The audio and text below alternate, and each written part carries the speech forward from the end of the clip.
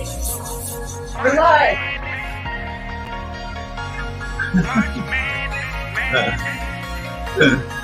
Hell yeah.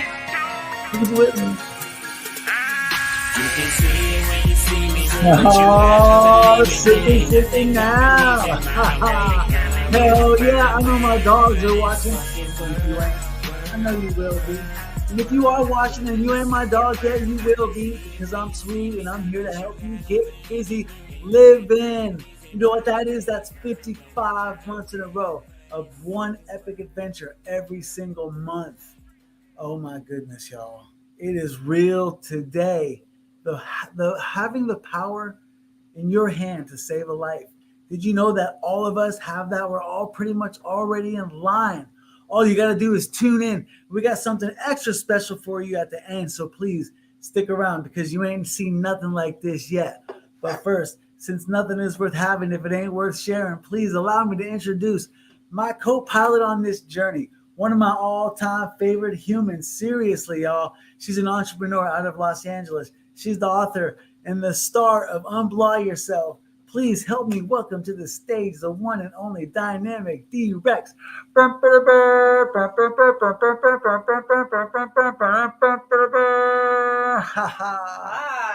everybody. Yeah. Guess what? I'm actually up in this studio with Swede today. What's this up, is girl? always very exciting. I'm just right across the desk here. Hi. Hey. Wow, we have a really good show for you guys today, and I think a really important show, because there are some things that hardly anybody knows that almost everybody needs to know. And we're going to be talking with some really cool people today about that. There's a lot of ground to cover. And like Swede was saying, you definitely want to stick around for the end, because there's some really important updates and very entertaining material that we will get to. It's a breakthrough. Yeah. It's legit. It's legit. Stick around. All right. So what would you like to do first today, Swede? I say we get right to the guests. These are some serious superhumans here. Can we bring the superhumans on? Yeah. Please, so, ladies and gentlemen, get in the comments. Say hello to Bill and Marcia. Yeah, absolutely. We have Bill and Marcia on today to talk about the power of giving.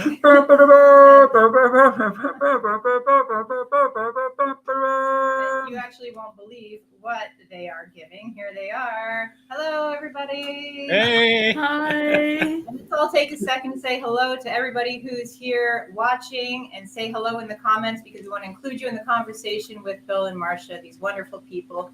You might be able to tell from their background that we're going to be talking a little bit about kidneys today, which is unusual for us, right? That's an unusual topic. Yeah, we're relating those. Important. But I think that this is going to be a winding story. Wow.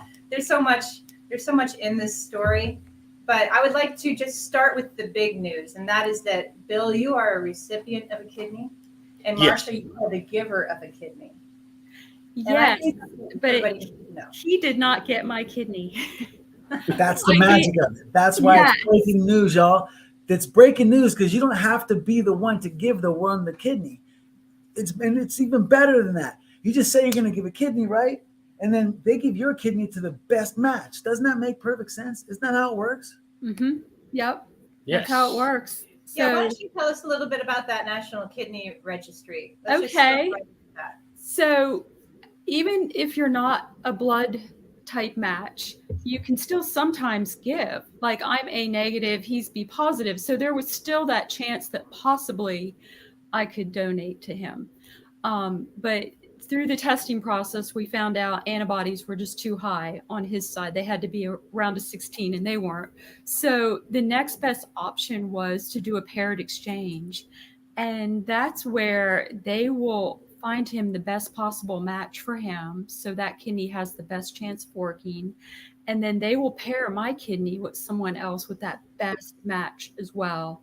That's brilliant. That is brilliant. The science kind of comes in. It's so much better that way. And I think that a lot of people don't know that this exists. I didn't know. And I think that's what's really important about talking about this today, because, you know, I think for most of our lives, we sit around not needing a kidney. And I mean, wouldn't you agree? When's the last time you thought about your kidneys?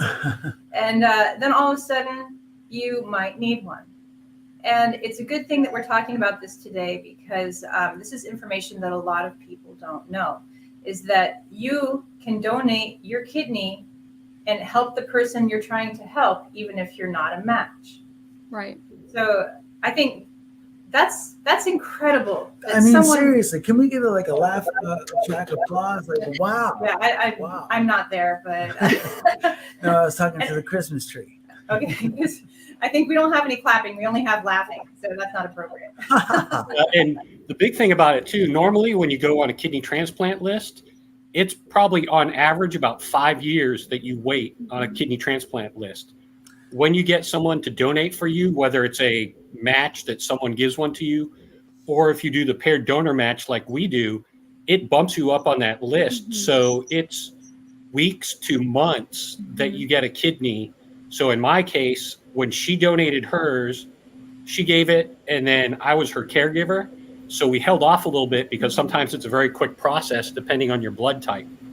And my blood type is more rare. So if a matching kidney comes up, you get it pretty quickly. If you have type O, which 50% of the population have, it's a longer wait, even if you have a donor. But in my case, they activated me, sent me a DNA test kit to do a swab and then a match to see if they could put it in their system. And then about a week later, they got a call and said, hey, we got a kidney for you. When can we schedule the kidney transplant? So how long was that wait? It was about a week. So they activated me, did all the testing, and then a week later, they called and said, hey, we got a kidney. Let's see about scheduling it. So from the time that I donated, which was March 8th, he got his kidney 49 days later. So people potentially wait 5 to 6 years, Mm-hmm. but because you donated your kidney, he only had to wait 49 days. Yeah. Correct. I mean, that's a huge difference. That's a no-brainer, right? Yes. Wow. Yeah, and we I- kept him okay, on so- dialysis. He did not Wow. have to do dialysis. Thank Mhm. God. Thank God. Yeah, dialysis isn't just like, okay, I'm going to go in and get hooked up to the machine. It's a time-intensive thing that is. Yeah. it No, ruins your health. life revolves around it because for probably 6 hours a day, 3 to talking 4, about, 3 to well, 4. but travel To to get and from the there. clinic and everything you have to do to Yeah. go there, Yeah. you're talking about 6 hours a day, 3 days a week that you're on dialysis, or that's if you go to a clinic. You could do it at home, Mhm. but it's still that same thing. It's probably a 6 to 8 hour process because you have to do a lot of the setup yourself with a dialysis machine that you're doing every other day too. Right. And then And they have some Marcia- people that also do it every night, slowly over Mhm. another process. So every night when you go to bed, you're plugged into a machine. I did not know that. Wow. Okay, so wait a second. I feel like that's the movie trailer. All right. Okay, so now, ladies and gentlemen, you know what this is all about. This is some serious life-saving shit here, right? Okay. Mhm. So let's go back a little bit because you've had your faces busted, you've had your hearts broken, and you guys are still living. So where did that all begin? Like, who took the first hit? I know that, Bill, you told me that you found out about your problems like in My the kidneys, late last century. yeah, in 99, I actually caught mono, which wasn't diagnosed. And when you catch mono, your liver and spleen can get inflamed and burst. Mhm. Well, since they didn't know that I was walking around with mono, my spleen burst. And from when I went to the ER and they figured out that I actually had the bad spleen, because I went to the ER and it took probably 5 or 6 hours to figure out what happened. I had 2 liters of blood floating in my chest cavity, compressing my lungs. And they had to get me into emergency surgery. And they said if I didn't get in there in about another 30 minutes, I would have bled out internally. So that happened 24 years ago. Damn, at dude, the what are we time- doing for your anniversary? We gotta do something. Coming up on that 25th anniversary. That's what I'm saying. Yeah. Wow. So because of that, they found out that my kidneys were also polycystic. And I knew I had it. It's a hereditary disease. It's a 50% chance that you can get it. I got it from my mom. So she had it, and she went on dialysis in her mid-50s, and she died in her early 60s. She was never able to get a kidney transplant. But it's one of those things. So I've known for, 24 years now that my kidneys were slowly going bad over time. And like I said, almost died due to the emergency splenectomy that I had. So that actually, I was in the hospital for a week on a morphine drip and, liquid diet for a little bit, not really eating food and, out of work for 6 weeks. And because they sliced you open so much, I could hardly lift anything for 6 months. Yikes. Now, she has a story about her first start when she was a teenager. Mm-hmm. Yeah. So, So wait. First of all, hold on. So let's do those shirts again. Okay. Can we see those shirts? There you go. Stand up a little bit. Wife, mom, kidney donor. Yeah. All right, Marcia. So there you were, face to face with what? Oh, I got hit by an 18-wheeler and was ejected through a windshield when I was 14. I had a traumatic closed head injury. I broke my back. I broke my hip. I had to learn how to walk again. It was pretty traumatizing. And here I am, a teenager in high school. We ended up moving to Pensacola a year later. So that was very hard adjustment, but I've had probably over 20 surgeries through the years.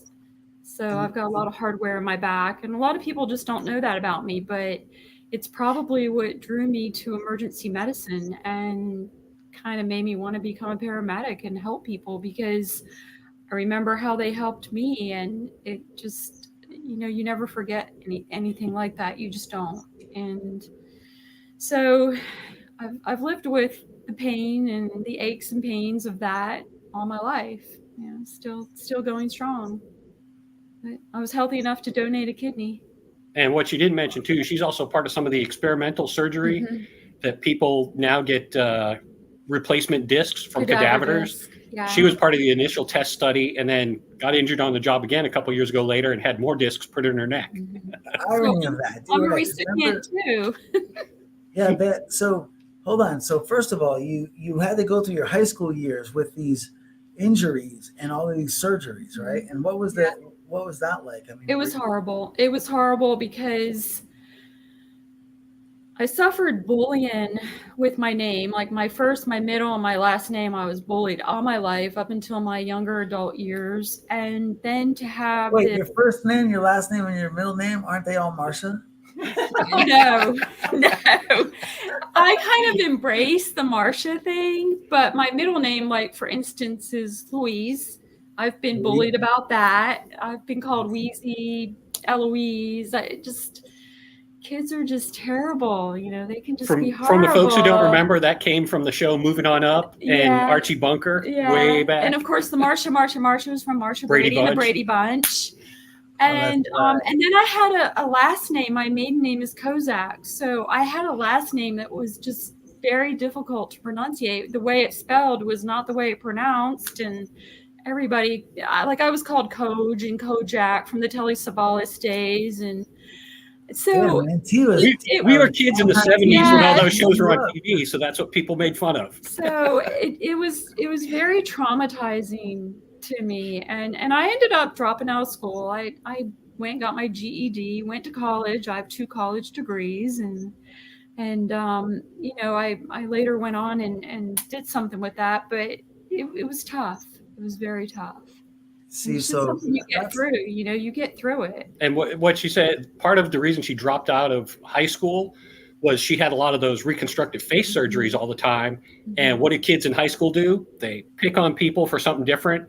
And her being a new kid that just moved in to a high school from far away, not growing up with people. So she had double the reason to be picked on by kids in high school. Yeah, it still bothers me today. I think of it when I hear about bullying. I just really affects me because I went through it. And, when you go through something like that, it's traumatizing.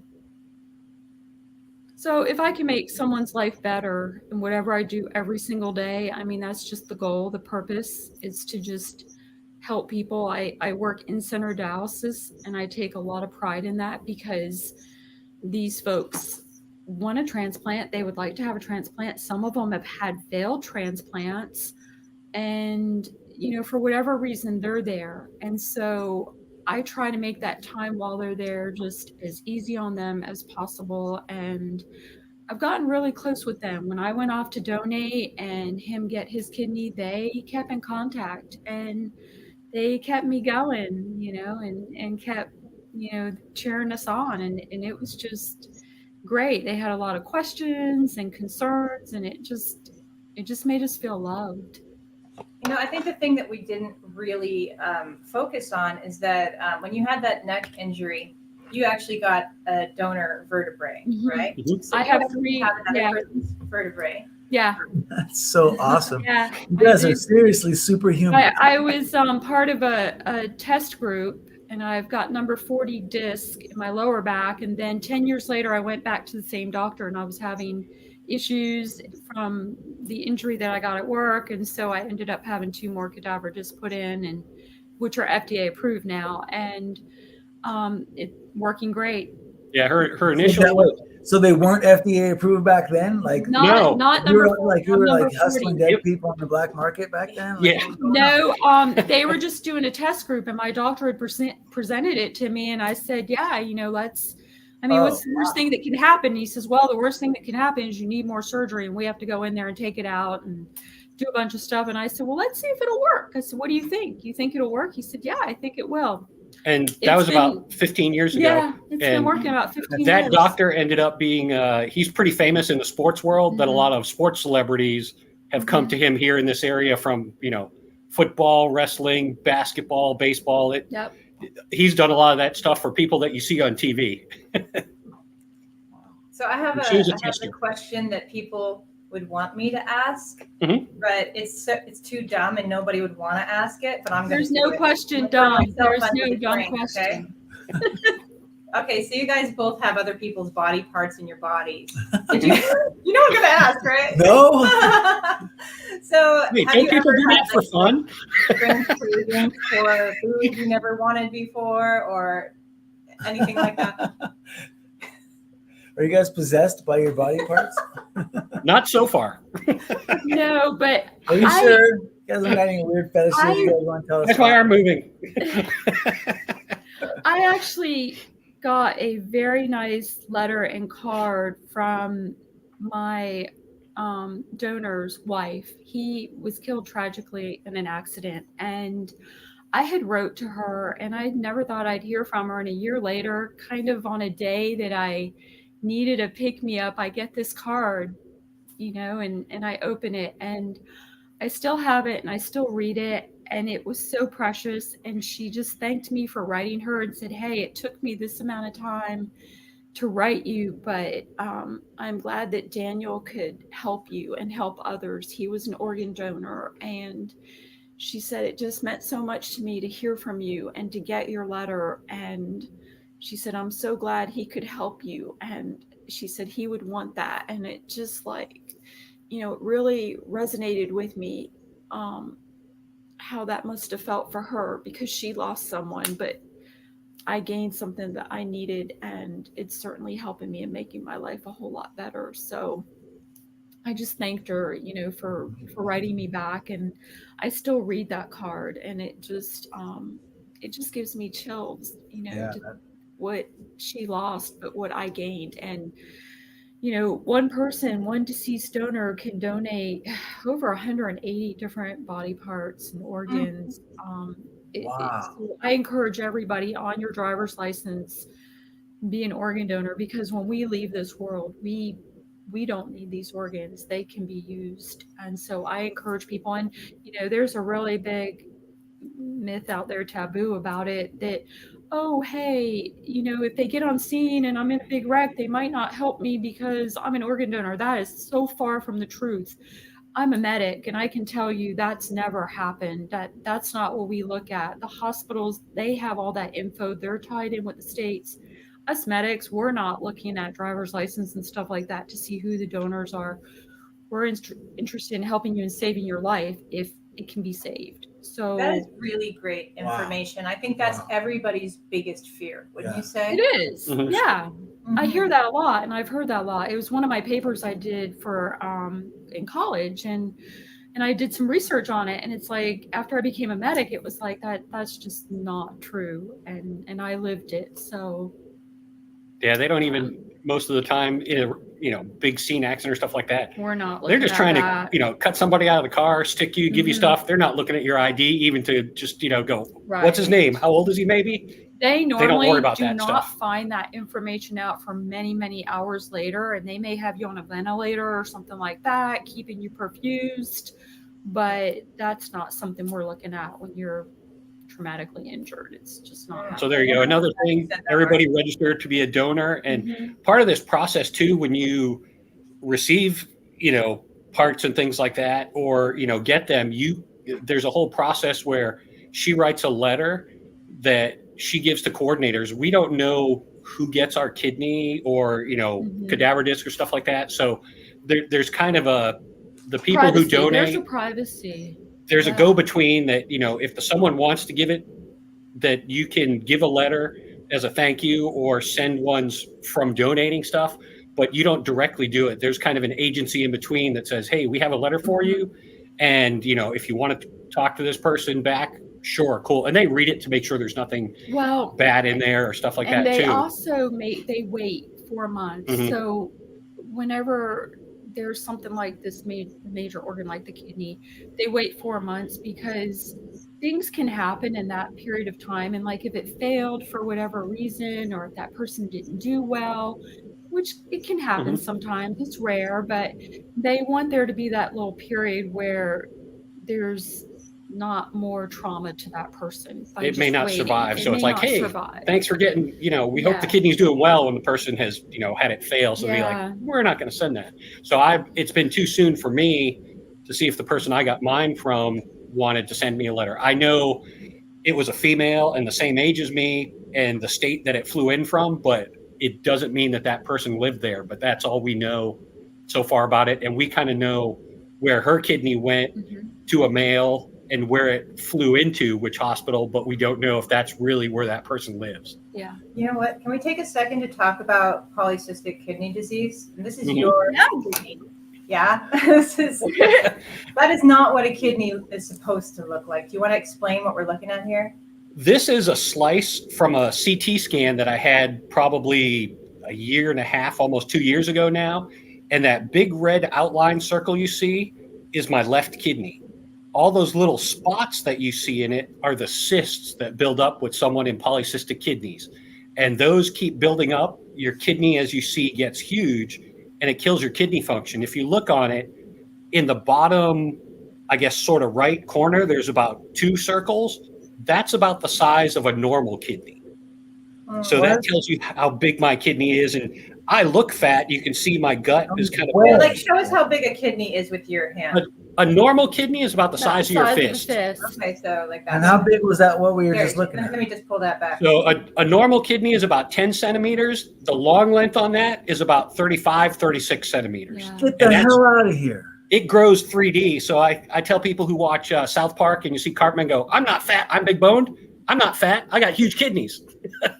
So I look like I'm big and huge, but as you see in that picture, you can see there's not a whole lot of black space in front of it that would be fat. There's just that little bit on either side of the stomach muscle in front. So the rest of it, and it's actually to the point where, like, if I bend over to tie my shoes, I can actually feel those kidneys press up on my diaphragm and it gets hard to breathe. There's that much space, and it pushes on my stomach, and sometimes I get heartburn issues and things like that too. So there's a whole other surgery after getting, so right now I have 3 kidneys. When they give you a kidney, they kind of put it in where your pelvis is, and it kind of goes to the side.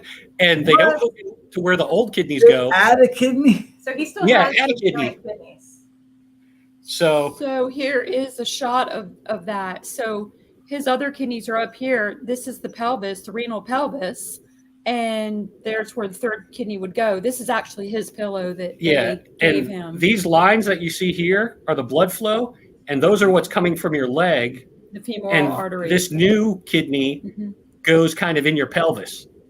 So that's how it would hook up. And that one up at the top that you saw was your old kidney. For people who don't have the issues like I have, they'll just leave 3 kidneys in there and you keep going on.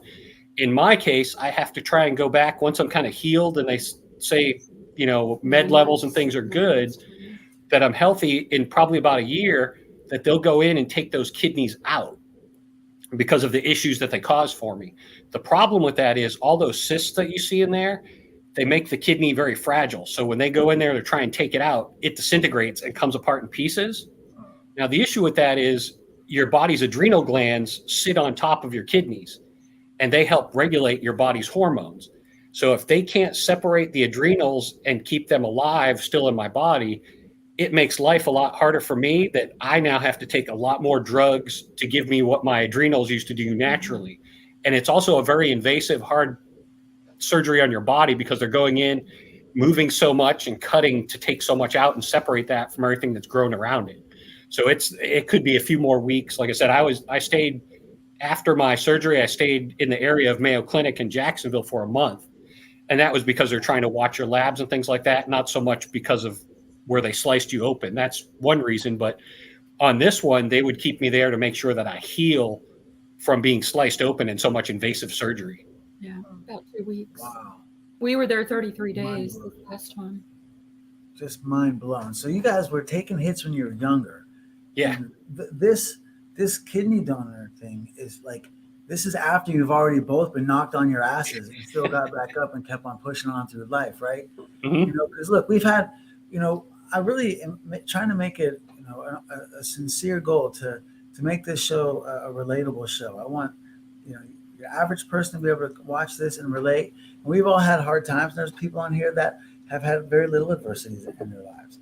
You know, we've run the gamut, but you guys are like pushing the envelope with it. You know, you're like, and it's taking on hits for everybody. The things that we have, it's not things that people can see either. She walks around with, you know, pain in her back from all the surgeries and things like that. She still gets pieces of glass 40 years later, almost, from her face and arm that they tried taking. They've scraped her face multiple times to like get skin to grow, but little tiny pieces of glass from going through the windshield still come out every now and then 40 years later. What are you talking about? 40 years later. Yeah. Happens all the time.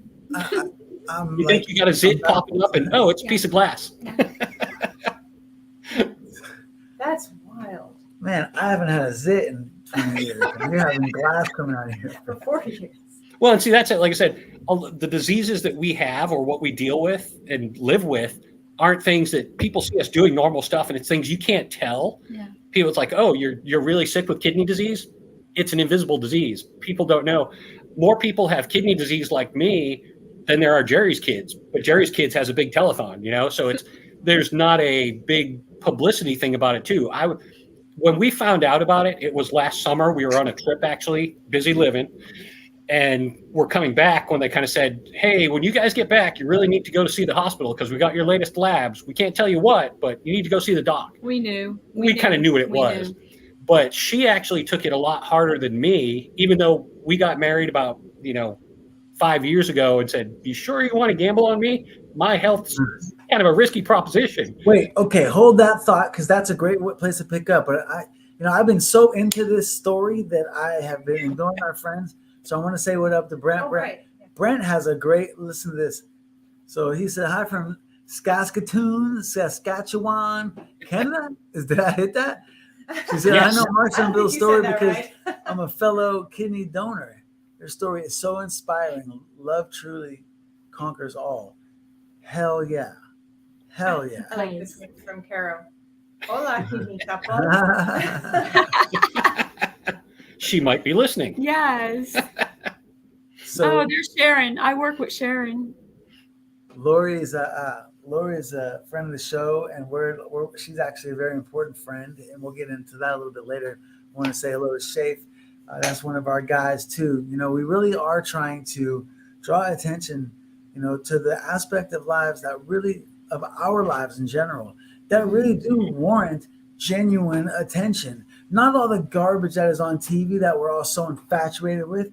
Humans became such a successful species on this planet because we were way better at helping each other than we were at hurting each other. And yeah, we have wars. That's like everything like boiling over. But for the most point, we're very communal creatures, But these days we're so distracted by the noise and the broadcasts and and what's going on, like by watching this, like like I'm somewhat hypocritical by saying this because here I am, speaking into a camera for, and talking to you guys out of a computer, but the thing is that we're not paying enough attention to how we can help each other in real ways, So all bullshit aside, here's what was happening. I was talking to these guys last week, and my sister called me, and we've had some serious shit going on with our other sister, my youngest sister, Hojo. Love you, sis. Love you, Kelly. She was like, having some problems. And when I saw my sister on the caller ID, I didn't want to take the call because I was in the middle of talking with you guys. But it's been pretty heavy lately, so I took the call. Thank you for allowing me to do that. And what I saw was my sister's big old beautiful smile, and like made my heart happy immediately. And I was like, "What's up?" Because I was seriously sweating. It might be bad news, And she's like, started saying that things were looking up, and I was like, "Well, that's excellent. I'm on the other thing here. Can I call you back?" And she's like, "Yeah." She said something about kidney on the way out. And I'll be honest, we haven't been as close as I would like, me and my younger sisters. Throughout our lives, we always love each other, and we have always, and it's never been like salty, but we just have been doing our lives, like me and brother Doug, we lived next to each other in Florida for 15 years and saw each other like a couple times a year, so I didn't know the details of my younger sister's demise. And so when Kelly said kidney on the way, I was like, wait a minute, like after I started talking to you guys and you were telling me your story and all this, I was like, do you mind if I invite my sister back? Remember that? It was great. We had a good great conversation. thing you did. So say a little bit about that to the audience, because that was some real life happening shit. Well, basically, your two sisters there, one was talking about the other, and your other youngest sister, I believe, is having the kidney issues, and she hadn't been doing too good with it and finally got out of her funk, let's say, and decided, I'm finally going to change my lifestyle and do something about it. And with that, your other sister's helping her. And we kind of told her our story and everything. And they're like, what? Wait a minute. You mean I can help out and other people can help out? Because it's not just about getting on that list. Like she was like, yeah, maybe dialysis and, 5 years of a wait list. But we're like, you just came to the right conversation because you can get anybody to come up and try and give a kidney. And it doesn't have to be someone who matches. If you just have a friend who says, I'll donate a kidney for you, that gets you a kidney. And I guess I haven't been too much of a dick in my life because with us doing this, Marcia, hey, I want to help you donate a kidney because I do it for her, stuff like that. I had probably 4 or 5 other friends who said, hey, if things don't work out, put us on the list. We'd like to see if we can get tested to, donate a kidney for you too. So there's a reason to be a good person in life. You may never know they could save your life too. Man, I'm telling you. Well, and then we pick up where we left off. Pick back up. Well, and we also told her about other people either. Yeah. Well, and we also I did notice what Scooty Well said though. That's legit too. Let's let's put that up. Yeah. So Scooty Well said, my sister donated one of her kidneys to a longtime family friend. That's truly one of the most unselfish gifts you can give someone. Yeah. Legit. For real. For real. And then you might also want to say hi to Sharon and Boogie and Sandra. Hi, Sharon. Hey, Sandra. Hell yeah. Everybody here to support you and your message going out to the world, which is so important. I'd really like to rewind to when you guys were deciding to get married, and he asked you if you were going to take on. And that was one of the things because we had met each other back in 2015, and and that was one of the things, and she decided, we're going to get married here or not before she turned 50, and I was like, let's get married. And it's like, but are you sure you want to marry me? Because I have a disease that not good. It's eventually going to crap out, and I'm going to need a kidney. I told him I would take care of him. He knew I would take care of him. I didn't know I would be donating a kidney, but I told him I would take care of him. I said, I will take care of you. At the time, he was still on the ambulance, not working in the dialysis clinic field. Yeah. But that's where she, after getting injured on the ambulance, decided to go back and work in dialysis because it's, a little bit safer. You're not getting run over, rained on, sweating, shot at, Well, and I wanted to She has other stories. I wanted to learn everything that I could about it because we had already decided that we would do home dialysis. Like like his mom did, but it's changed a lot. But I still wanted to learn the ins and outs and the basics and just what it was all about, because when I would go to a dialysis center and pick up folks, there was just so much to it, and I just thought I got to get in. And I still learn something new every day, and I've been doing it 3 years. So there is a lot to it, and we're not out of the woods. I mean, he could eventually need dialysis, and if he does, we're going to do home therapy. I hope that's not the case. We know going into this that it can be, but we're going to do everything we can to keep him healthy and safe and on the right course and keep this kidney going. Yeah, even as much as I follow the rules with, taking all my medications and diet and things like that, on average, a kidney transplant lasts about 10 years. They last longer if you get one from a blood family relative, but my kidney could crap out in 5 years. It could last 20 years. So you don't know. And I'm only 51 now. So this kidney could crap out and I need to go on dialysis. A living kidney is much better than a deceased donor kidney. There are lots of people that do very well with deceased donor kidneys. However, we promised our guests something special, Ann. Guys, stick around. We got something special for you. This is serious stuff, though.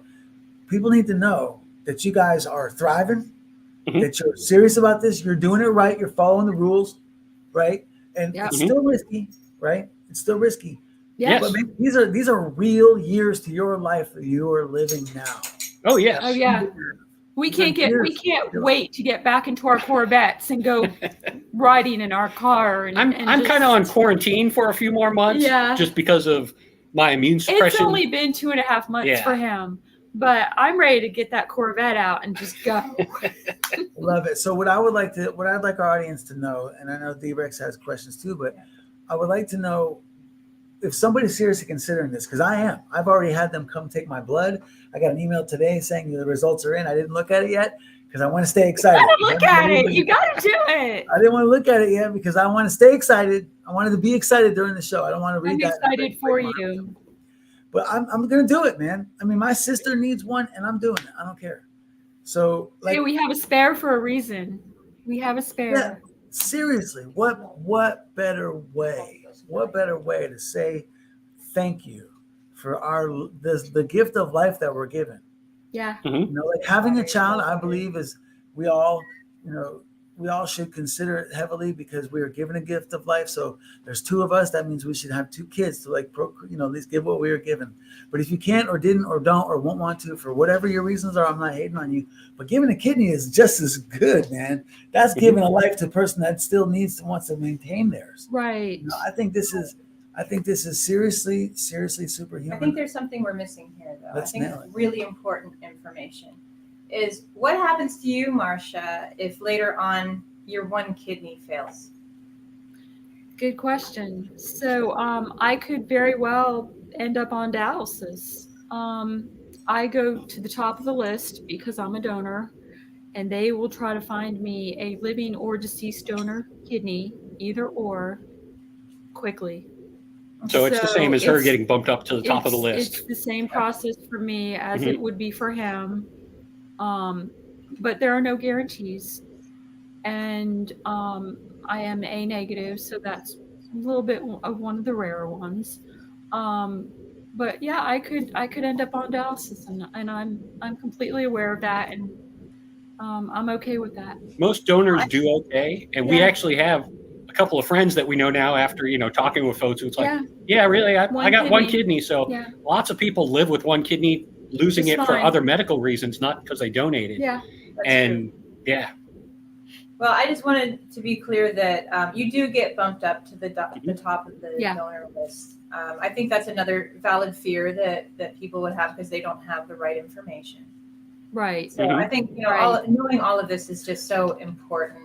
So I've had a conversation with a girl named Sarah, who hopefully someday she would be willing to come on and tell her what she told me. But she said she was a donor back in 2001. Wow. And that she has lived a long, healthy life. She's like, I don't work for the agency. She's like, I just truly believe in this as a good cause. Like the more people that know that this can be done and it doesn't really put your life in danger. I mean, look, if you're out there like beating the hell out of your body, then you Right. probably, nobody wants your kidney. And they anyway. put you through some extreme testing. So Best physical you've ever had in your life. It was said to be the best physical you will ever get in your life, and they are super right about that. So I will tell you that when I went, I was impressed. I was impressed at how well they did it, because I've been in the medical field quite a while now, and I see the ins and outs of things, and they did it right. Our transplant facility did it right. And I would tell you, I'd do it again. It was so moving and such a great experience that I'd do it again if I could. She actually really donated the day after her birthday. Yeah. She was in the hospital getting prepped the day of her birthday, and the nurses in the ER room, because the hospital was so full, they had to prep her in an ER room. Yeah. All came in, brought her a little cake from the. They brought me a strawberry shortcake, and the so- entire ER crammed in our room and sung me happy birthday. It was the best 55, one of the best birthdays. I outside want of strawberry my- shortcake for dinner. Yeah. And it was just so moving. But even in the OR, when I got there at 4:00 in the morning, there were two anesthesiologists, my surgeon, two nurses, and we talked for about 15-20 minutes. They weren't just going to rush through it. They want you to be ready, and you tell them when you're ready. We talked, about everything, and I remember the last 30 seconds, like in my heart, my mom had passed away a year and a half ago, and I just was like, Mom, I'm not ready to see you. Just want to let you know I'm not ready to see you, but I know you're here with me. And I looked over at my anesthesiologist and I said, hey, let's do this, and I'll see you on the other side. And they were just super great. The experience was just, I've been in a lot of ORs. I've had a lot of different surgeries, and it was just the most moving experience I could have ever had. And, I've saved people. I've brought people back that maybe only went back into cardiac arrest later or whatever, just, prolonged their life for a little while. And that is way different than giving this kind of life to someone. It's just a way different experience, and it will change your outlook on life. I've had my life extended. I have a completely different outlook.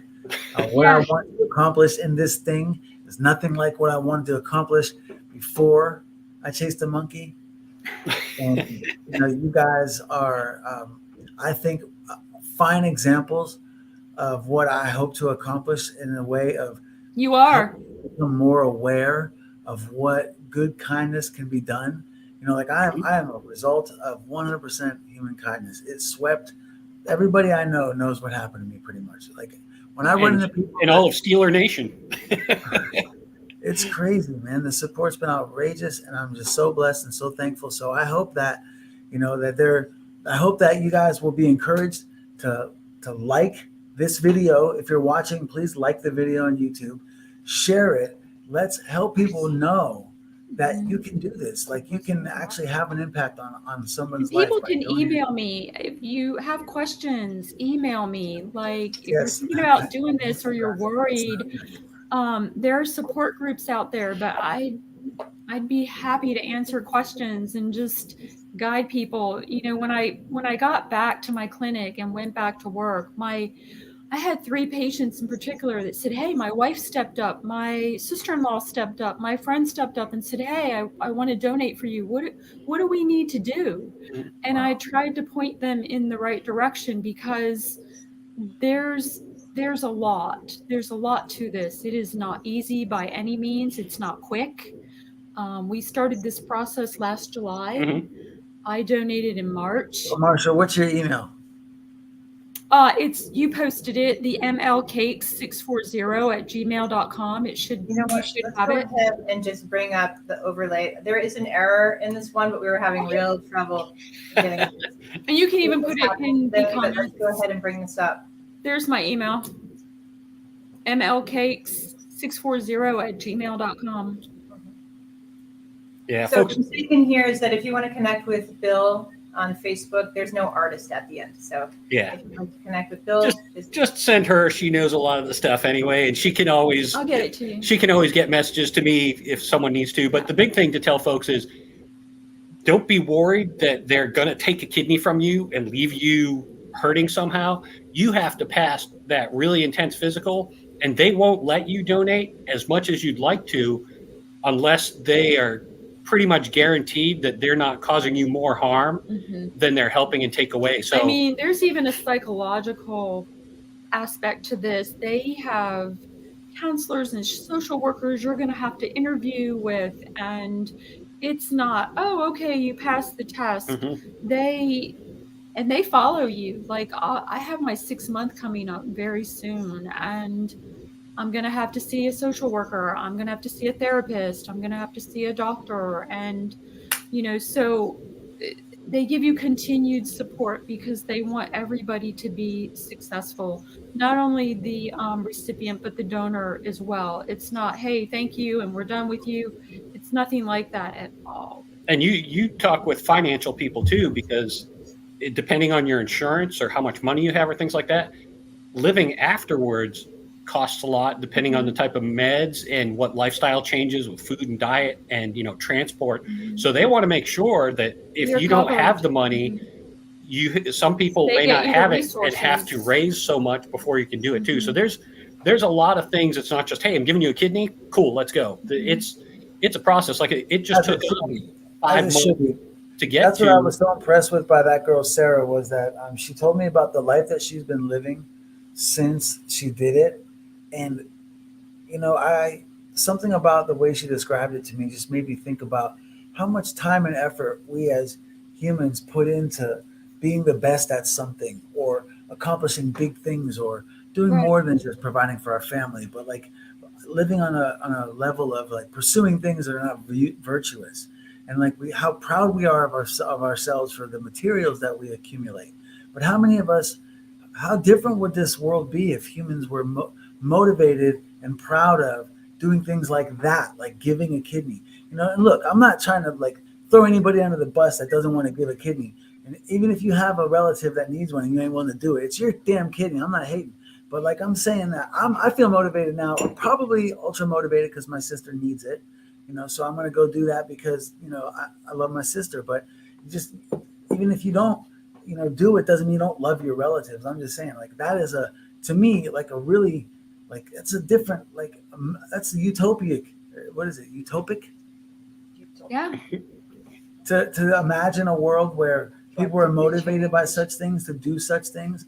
Like, imagine if we were like cultivating an environment where we were all supporting each other so that we could give each other kidneys if we need them. You know what I mean? Well, and it's one of those things where someone may not give it, but just by telling someone, they could be telling someone else, and someone else may be, hey, I'd like to give a kidney that helps their friend or family member that may not be them, or they mention it to someone else who knows someone else who needs one, and they're like, really? You can do that? We ran into nurses on our floor that did not know this could be done. One nurse in particular thought that my kidney was on ice waiting on him. That she donated it in March, and I came back at the end of April, and they unthawed it out and put it in me. We had to explain it to them. So it's not well known, but it's out there, and it's more people need to know, and this is how we let them know. We got some comments here that are interesting, as I'm telling you. What you guys have done, look, follow these guys. Here's their socials. Get at them if you have questions. They are not just advocates, they are activists. These guys are trying to get the word out. So please, ladies and gentlemen, boys and girls, even if you just have a common conversation, please spread the word about this. The next person you're talking to about nothing, talk about something, and talk about this. The fact that kidneys now are being used much more wisely, and you really do have the power to save a life. So, hey, thank you guys so much for coming on. We've got some other people that we're going to talk about today, coming from behind the curtain to tell you about some other people that are also making impacts on lives. So, Bill, Marcia, oh my God. We really appreciate it. Thank you for having us. For coming on. I really hope that you guys do spread the word, share this podcast, but share the point of it. Share the show and share the point of this. Thank you so much for coming on. So, and we'll come back in the future and do an update if we see what other stuff happens, and hopefully things work out well with your family with this too. Yeah, we want to hear all We'd about love it. to have you back on. That goes without saying. We're definitely going to have you guys back on. Stick around. We got Caro coming from behind the curtain, but seriously, guys, hit these guys up. Here's their socials one more time. Marcia, Bill, thank you so much. You guys thanks are a awesome. lot. That was a great, Yes. great lot of information. Okay, we'll see you soon. Okay, so what were you saying now? Who are we bringing in? What is happening? Don't chase the monkeys.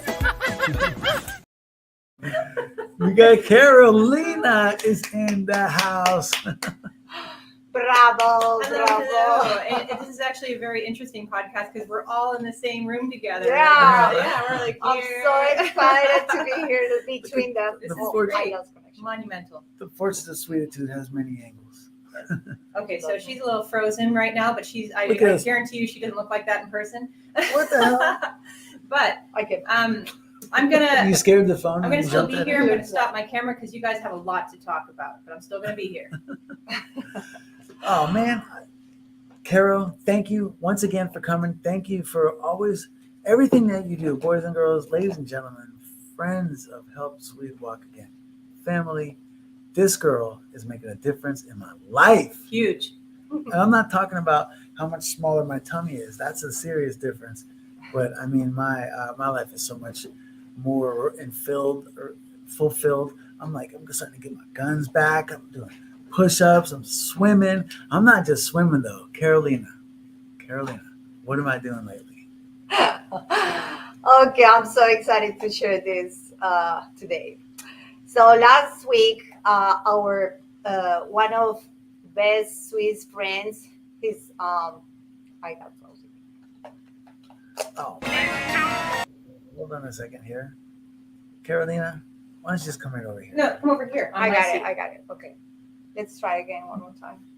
Next time I go. What happened? Is it like saying low battery or something? No, it says Come on over. stars closing. Come on over. Okay, I'm gonna change. All right, so we're just gonna. Okay, we have some technical issues here. That's all right. So there we go. So we swapped out. Look, you're shorter than D-Rex. Oh my God! No, this is not fair. This is legit. This is authentic, y'all. So straight up though. Straight up. Yeah, can you I'm make me look like a midget? I'm a tall person. I'm sorry. Okay. All I'm right. like, hello, amigos. I think you're just gonna have to sit up as straight as possible. Here we go. Okay, thank Oh, you, yeah. thank you. Always something, but here we are. Okay. So my boy Boogie was in the house. So yeah, Swiss Boogie was here. He came to town Boogie's last. rocking everywhere. He's in the comments today. Sup, dog? Hey Boogie. So he came here and we went out and we hang out with some of his good friends, and we had the opportunity to meet David and Gabby. They're an amazing couple. They are so nice. They're adorable. And we were talking, and Sui was talking about how much he means scuba dive. And well, David used to.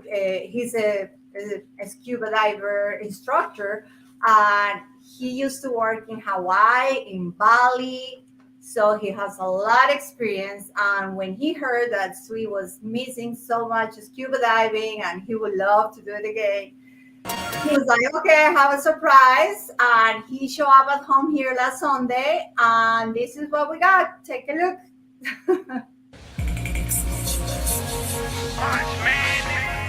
Oh, sick it now. Where did you get all this?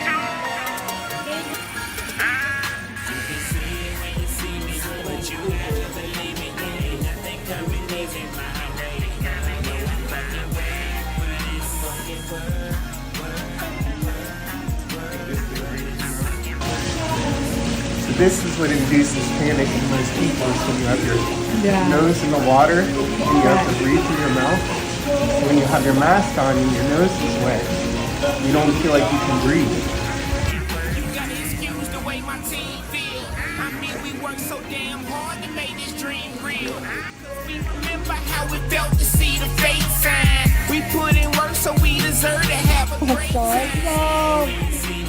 happening? Woo! I'm almost in tears.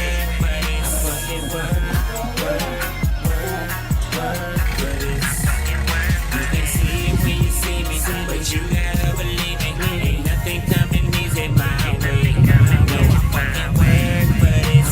See it when you see me, but you gotta believe me, ain't nothing coming easy my way. No, I fucking work for this. Fucking work for this. You can see it when you see me, but you gotta believe me, ain't nothing coming easy my way. No, I fucking work for this. Yeah. Bravo. Oh my God. I'm telling you. I'm like, that was unreal. And watching it again. Tears. Watching it again. Damn, I just think of those life support machines and all the noises that they would make when I was laying there in the ICU and thinking about like, why bother with life if you're just going to be laying around all the time? And this is why, because of people like these guys. David and Gabby, thank you so much. So I hollered at them. We're going to be seeing them again because we're talking serious stuff. David is what was he called? What is he, D-Rex? A GS deer? Oh yeah. GS deer. Come over here. Am I just gonna hop in on your camera Yeah, here? so he's a GS deer, right? He's a get shit done guy. And so we're going to see a lot more of David around the house. Boogie's been introducing me to top-notch people for the past 20 years, man. Almost 20 years, man, Boog. Imagine that, Boog. Almost 20 years we've been going at it. Seriously, though, getting a chance to scuba dive was unreal. And the fact that we're talking about doing this in exotic locations all around the world, not just for me, though, paving a way so that others that have challenges, if you will, to get out there, we're gonna try to help you guys get out there. Like I wouldn't have gotten anywhere I've gotten so far if people weren't all around me helping me. So I'm hoping that we can just gather more hands on deck. You know, we want the Get Busy Living Project 55 to be 55 months of epic adventures with all of us there. And imagine if us includes those of us that have challenges and those of us that are willing to help us, those of us with challenges. Get busy living.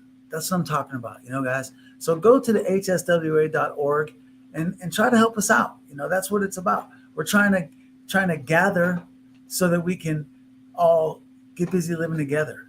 You know, the fact that my life was saved and I was given a second lease, I just want to be able to like create an army of people that are ready so that when shit like that happens to other people, there's an army. They're ready for them like there was for me. You know what I mean? That's what I'm trying to do this for, man. I'm trying to like get you guys back engaged. Those of you that were there to save me, get you back engaged so that if other people need it like I need it, man, we can help them too. Because that's the greatest thing that you can imagine is to be told that happened to you, that to wake up out of a fog and like look back and have news articles describing your story and the Help Swede Walk Again Facebook page just full of the drama that was happening, man. It's unreal. And like to have people like David and you, Caro, and you, D-Rex, to be putting your hand in the pile of helping me, man. It's like I'm still here. Floating around. it's real, man. You know what? I think that it's important to point out that this entire episode of this podcast was really about like ultimate human connections. Like they were connecting so hard that they have other people's organs in their body. Like that's how hard you can connect with other humans if you want to. And you know, it's also as easy as saying hello to somebody that you don't know at the store. Oh, and that's everything that we're all about here. Hell yeah. I think I've been saying hello to everybody at the store as long as I can remember, man. I was the guy in line at the store, like reading my comic book to the guy behind me. All right. We want to thank Bill and Marcia for being here today. That was quite a story and just so much information that just about everybody needs. So thank you so much for being here. Seriously though, thanks to all you guys that showed up. Boogie's been in the house all day. Boogie, thank you for introducing me to some more amazing people. Seriously, I could have a show all about the people that Boogie has introduced me to. Seriously, I should. And I've been trying to talk Boogie to get me on, and he's like, man, he's like, sweet. He's like, he's like, every show I'm on. And I'm like, nah, but I want you to be the guy that we're talking to and about, because this dude has been getting busy living his whole life. And he's just as friendly and jovial and social as me, if not more. And he's got that Southern twang, and he's slick. Boogie, I appreciate you, man. Seriously, if it wasn't for you, I wouldn't even know these guys. And I've been feeling a natural high all week from scuba diving in my backyard. So seriously, y'all, it's all about connecting. Boogie's connected me to many. Caro, D-Rex, you guys are making Would you say impact. maybe we're all in this together? Always remember, we're all in this together. Always remember, whether sunshine or rain, there's no joy without pain. Always remember, we're all in this together. Can I get a hell yeah? Oh, yeah. When you see me, but you gotta believe me. Ain't nothing coming easy my way. No, I fucking work, but it's fucking work. I fucking work. You can see it when you see me, but you gotta